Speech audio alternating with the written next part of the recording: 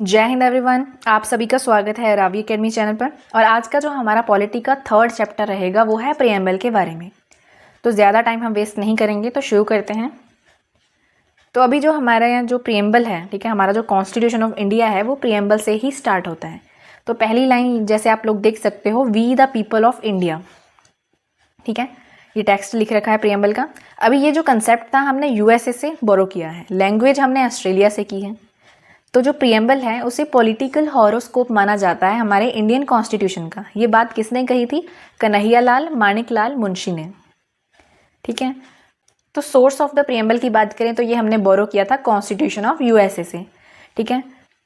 कहाँ से स्टार्ट होता है ये? We the people of India, ठीक है। और ये बेस्ड है ऑब्जेक्टिव रेजोल्यूशन पे। याद है आपको 13 दिसंबर 1946 को, ठीक है, जो ऑब्जेक्टिव रेजोल्यूशन पास किया था वही बाद में जाके प्रीएम्बल का रूप लेता है। किसने ड्राफ्ट किया था? जवाहरलाल नेहरू ने, ठीक है। अडॉप्टेड बाय कॉन्स्टिट्यूएंट असेंबली 26 नवंबर 1949 को प्रीएम्बल को अडॉप्ट किया गया था। Enforced on the same day जब कॉन्स्टिट्यूशन ऑफ इंडिया किया जाता है। लागू करने की बात हो रही है यहाँ पे, ठीक है, 26 जनवरी 1950 को। तो अभी कीवर्ड्स पढ़ेंगे हम प्रीएम्बल में क्या होते हैं। पहला है we the people of India. तो जो हमारा कॉन्स्टिट्यूशन है वो अपनी अथॉरिटी हमारे यहाँ के लोगों से लेता है, ना कि किसी और एक्सटर्नल पावर से। दूसरा वर्ड है सोवरेन, मतलब सुप्रीम पावर जो स्टेट की है, ठीक है। हमारी जो यहाँ पे एक तरह से सुप्रीम पावर है डिसीजन लेने की, बोथ इंटरनली हो चाहे फिर एक्सटर्नली हो, तो वो हमारे सेंटर को है, ठीक है, ना कि किसी और एक्सटर्नल पावर को। तो इंटरनल सोवरेनिटी होती है, एक होती है एक्सटर्नल सोवरेनिटी। इंटरनल सोवरेनिटी की बात करूँ तो इंडिया के पास राइट है लॉज बनाने का, गवर्न करने का अपनी टेरिटरी में, ठीक है। यहाँ पे कोई यहाँ पे आके ये नहीं कह सकता कि नहीं आप लोग ये जो डिसीजन है वो नहीं ले सकते, ये लॉ नहीं बना सकते, तो ऐसा कुछ नहीं है, ठीक है। एक्सटर्नल सोवरेनिटी की बात करें तो जो हमारा इंडिया है वो फ्री है to conduct its own foreign policy. Treaty sign करनी हो किसी और कंट्री के साथ, या फिर इंटरनेशनल बॉडीज़ को ज्वाइन करना हो, तो उसमें भी हम लोग फ्री हैं। हमारे पास एक्सटर्नल सोवरेनिटी है। कोई और कंट्री आके हमें ये नहीं कह सकती कि आप लोग इस इंटरनेशनल जो कमेटी को या फिर बॉडी को आप ज्वाइन नहीं कर सकते। तो एक और वर्ड है सोशलिस्ट। सोशलिस्ट का मतलब होता है इक्वली डिस्ट्रीब्यूट करना, चाहे वो वेल्थ हो या फिर अपॉर्चुनिटीज़ हो, ठीक है। एक्सप्लॉयटेशन जो लोगों का हो रहा है उसे ख़त्म करना, मतलब सोशलिस्ट आप याद रखना, सोशल वेलफेयर, ठीक है, वेलफेयर फॉर ऑल की बात हो रही है। तो हमारा जो इंडिया है वो डेमोक्रेटिक सोशलिज्म को फॉलो करता है, ना कि कम्युनिज्म को, ठीक है। तो हमारे यहाँ पे फ्रीडम भी है और सोशल जस्टिस भी है। बाकी जो गवर्नमेंट है वो प्रोवाइड करती है free health care, education, reservation policy, ये सारी चीज़ें, ठीक है, तो वेलफेयर के माध्यम से देखी जाती हैं।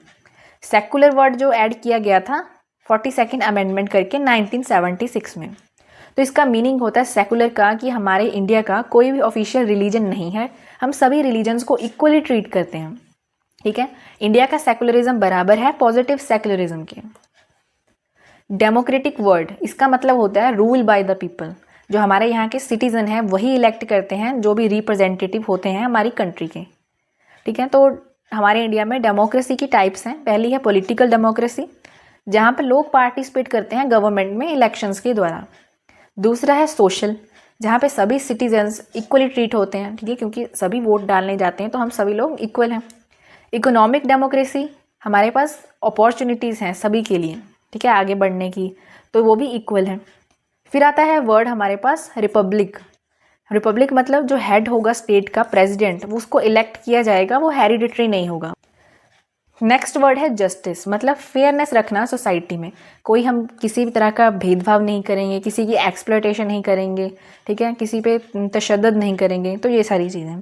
तो यहाँ से क्या होता है, प्रॉपर एक बैलेंस बनता है बिटवीन द इंडिविजुअल लिबर्टी और द सोशल इक्वालिटी में। इंडिविजुअल लिबर्टी होती है, जैसे कि मैं अपनी बात करूँ कि हाँ मैं इंडिविजुअली मेरे पास लिबर्टी है, ठीक है, लिबर्टी या फ्रीडम कह सकते हो, बट थोड़ा सा डिफरेंस होता है फ्रीडम और लिबर्टी दोनों में। तो जो लिबर्टी होती है ना, उसका मीनिंग होता है कि ठीक है आपको ना लॉ ने डिफाइन कर रखा है कि ये चीज़ें की करने की आपको प्रॉपर आज़ादी है।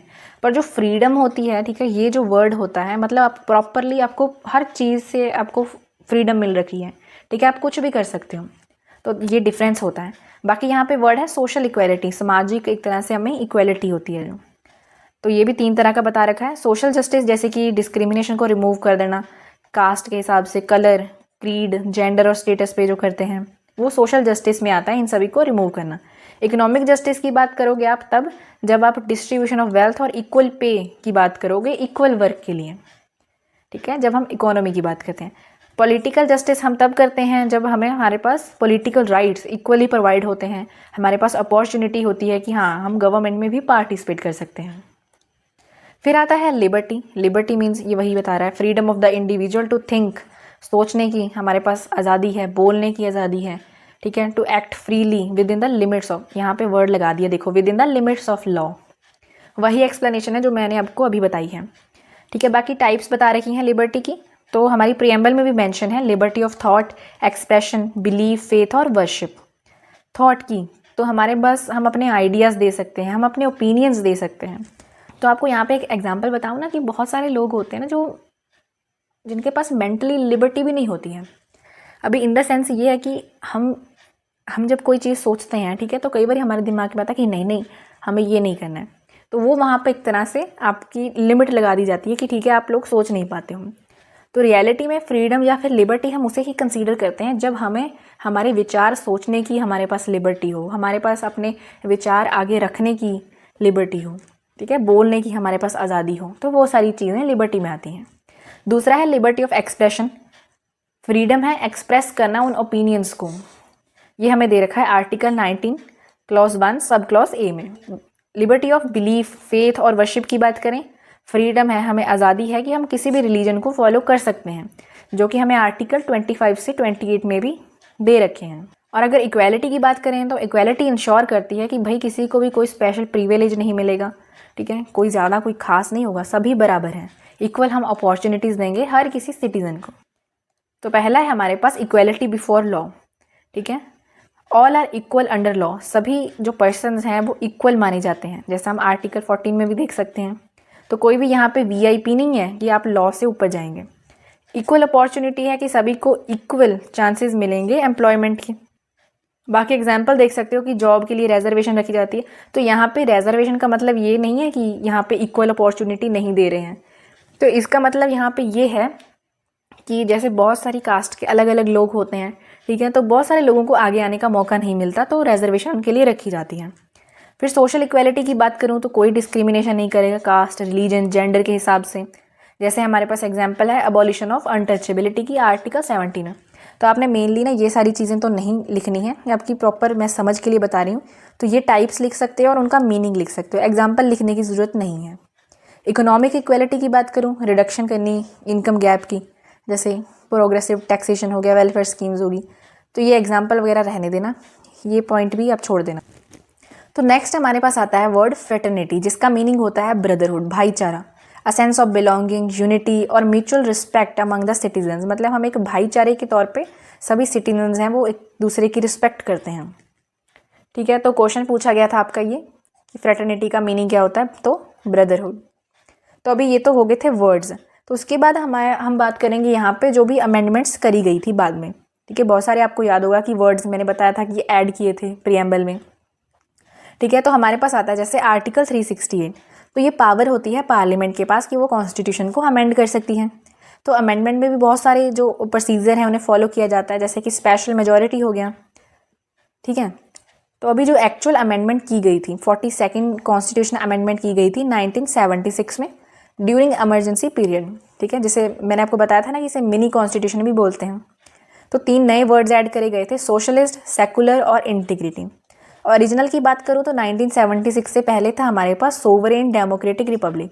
अभी क्या हो गया 1976 के बाद, सोवरेन, सोशलिस्ट, सेकुलर और डेमोक्रेटिक रिपब्लिक। इंटीग्रिटी की बात करूँ तो लास्ट लाइन आती है हमारी प्रीएम्बल में, unity and integrity of the nation. तो उससे पहले सिर्फ एक वर्ड था, यूनिटी ऑफ द नेशन, तो इंटीग्रिटी ऐड कर दिया गया। तो बाकी हमारे पास कुछ इंपॉर्टेंट सुप्रीम कोर्ट की जजमेंट्स आती हैं, तो मेनली ना बार बार क्वेश्चन पूछ लेते हैं, तो कंफ्यूज नहीं होना है, तो मैं यहाँ पे क्लियर कर देती हूँ।